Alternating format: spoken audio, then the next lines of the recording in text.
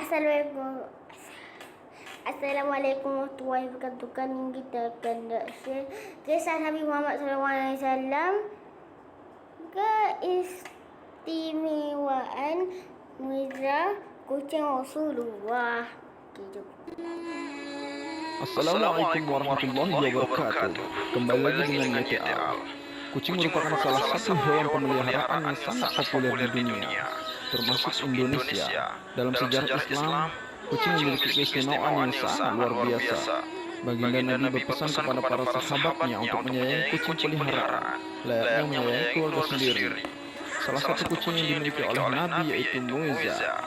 Kucing ini sungguh sangat luar biasa, karena Muizah selalu mengeang ketika mendengar azan, dan seolah-olah suaranya terdengar seperti mengikuti lantunan suara azan. Pada abad 13, dalam dunia seni Islam rupa kucing dijadikan mata uang sebagai bentuk manifestasi penghargaan masyarakat Islam. Sedangkan di dunia sastra, Kita tengok yang kisah Nabi Muhammad SAW, detik terakhirnya wafatnya Rasulullah. Kata anak Muslim. Saya rasa saya kena pindah ke tadi. Anak Muslim. Kerja anak.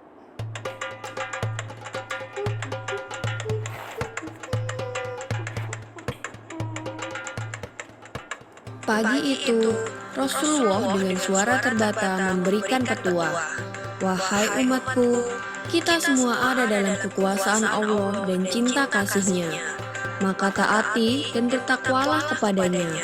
Kuwariskan dua hal pada kalian, yaitu sunnah dan Al-Quran. Barang siapa mencintai sunnahku, berarti mencintai aku, dan kelak orang-orang yang mencintaiku akan bersama-sama masuk surga bersamaku. Khutbah singkat itu diakhiri dengan pandangan mata Rasulullah yang teduh menatap sahabatnya satu persatu. Abu Bakar menatap mata itu dengan berkaca-kaca. Umar tidak dapat menahan napas dan tangisnya. Utsman menghela napas panjang, dan Ali menundukkan kepalanya dalam-dalam. Tanda-tanda itu semakin kuat tatkala Ali dan Fadl dengan sigap menangkap Rasulullah yang limbung saat turun dari mimbar. Matahari kian tinggi, tapi pintu rumah Rasulullah masih tertutup. Sedangkan di dalamnya, Rasulullah sedang terbaring lemah dengan keningnya yang berkeringat. Tiba-tiba, dari luar pintu terdengar seseorang yang berseru mengucapkan salam. "Bolehkah saya masuk?" tanyanya. Tapi Fatimah tidak mengizinkannya masuk. "Maafkanlah, ayahku sedang demam," kata Fatimah yang membalikkan badan dan menutup pintu.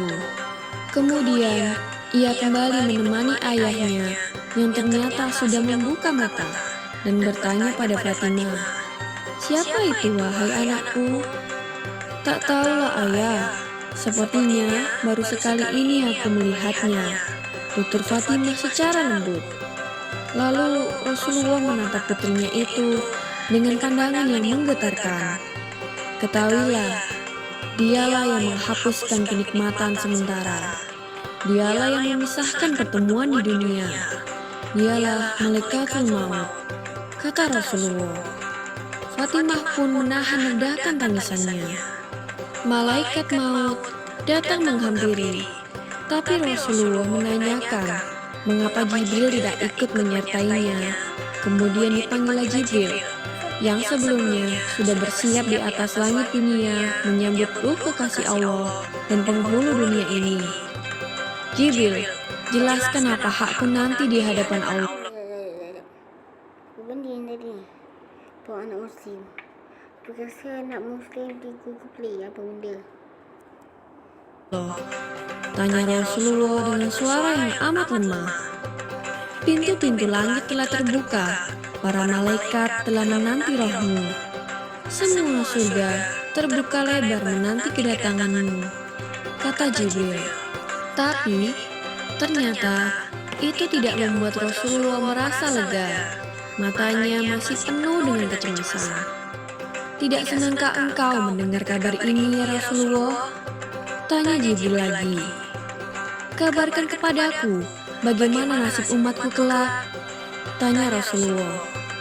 Jangan khawatir, wahai Rasulullah, Allah telah berfirman kepadaku, kuharamkan surga bagi siapa saja, kecuali umat Muhammad telah berada di dalamnya, kata Jibril. Detik-detik itu pun semakin dekat. Saatnya Israel melakukan tugas. Perlahan, ruh Rasulullah ditarik. Nampak seluruh tubuh Rasulullah bersimbah peluh. Urat-urat lehernya menegang. Jibril, betapa sakitnya sakaratul maut ini. Perlahan Rasulullah mengadu. Fatimah pun terpejam.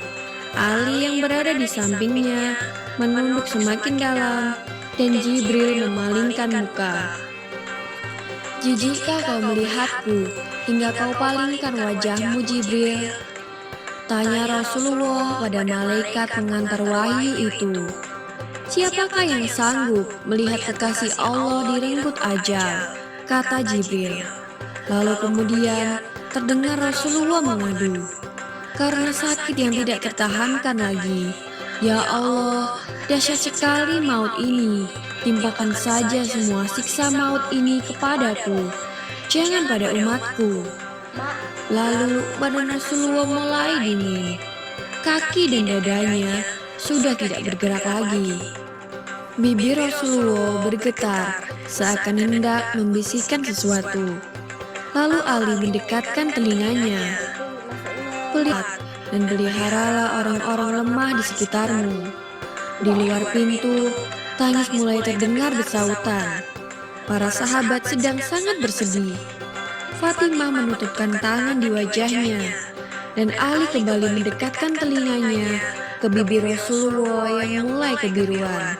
Rasulullah pun mengucapkan kata terakhirnya, yaitu, umatku, umatku, umatku. Dan macam nak habislah nasi ni.